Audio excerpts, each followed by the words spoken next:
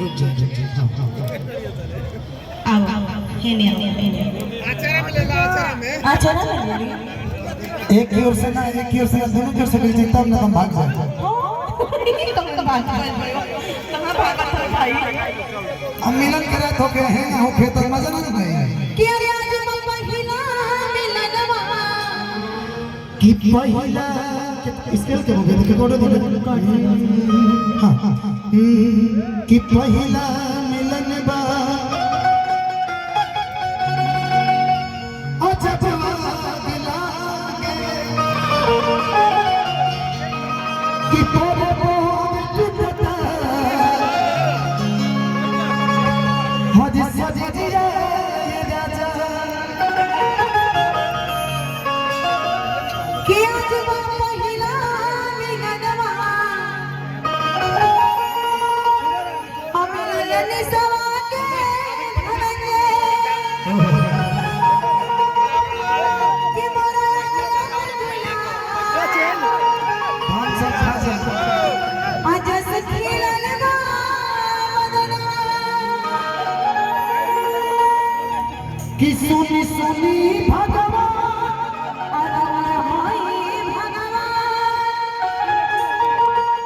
कि सुनी सुनी भगवान जन अच्छा हे भगवान रहदा जा हे भगवान कि आज राजा जी के बोले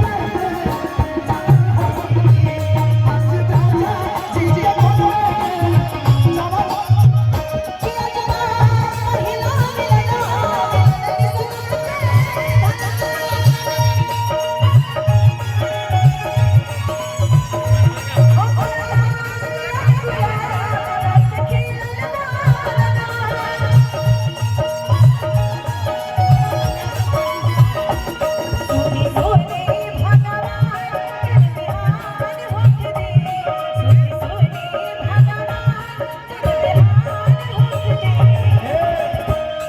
हे भगवान ताको होने से जी कहां के लोग टीम के लोग कहां से आओ बुला लीजिए दो लोग को आज राजा जी के बोले आज राजा जी के बोले जवान हो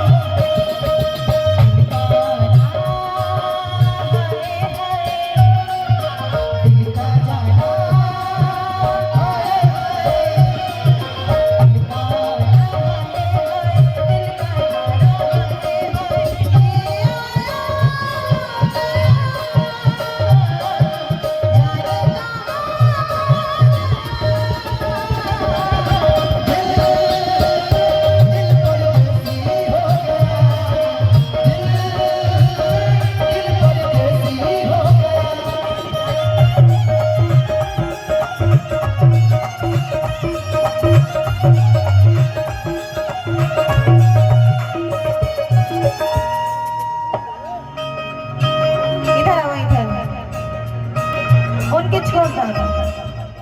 ए राजा जी क्या होता से ये प्रिंस धर्मेंद्र यादव राजा जी के बोले होठ जब सोती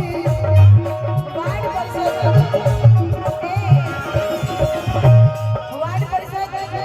धर्मेंद्र यादव जी की तरफ से आज आयल बा धनंजय जी के इतना प्यार करते रहे जा राजा जी के ओठ जहाँ बरसाती कुछ भी हो मैंने देखा है आप बड़ा अच्छे से बड़ा संस्कारी तरीके से मंच करते हैं ना तो आदमी आजकल लड़का पावा तारे तो लगा तो गोलू जी ऐसे करे लगे ले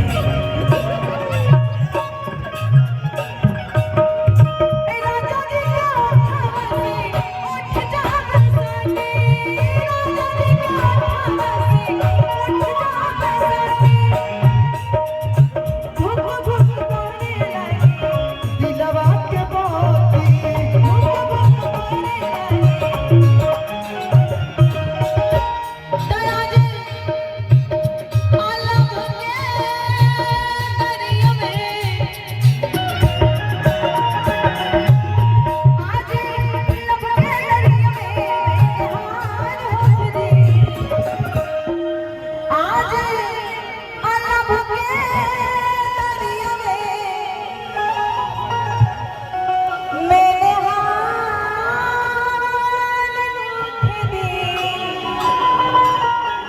कि आज राजा जी के करवे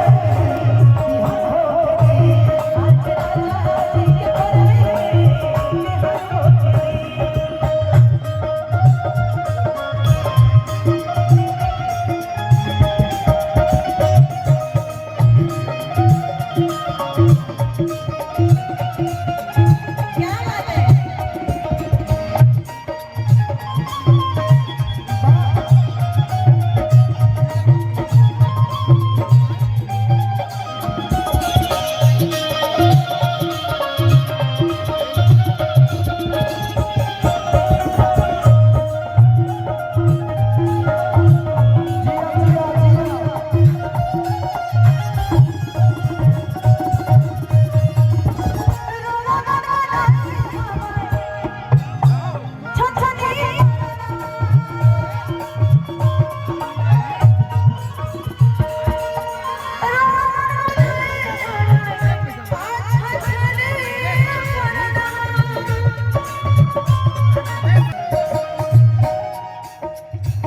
बहुत बहुत धन्यवाद किशोर भैया की तरफ से आशीर्वादों पे आएगा।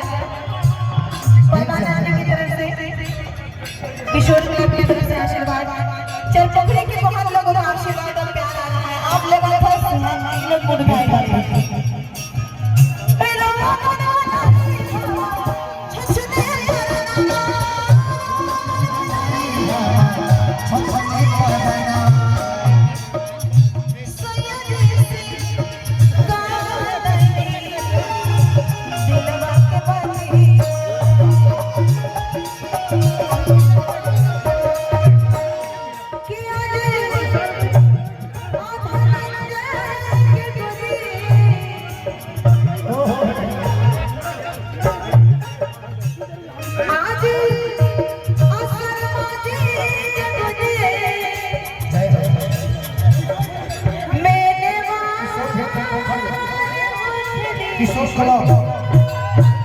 किशोर क्लब केवल सर्वाधिक क्यों बाता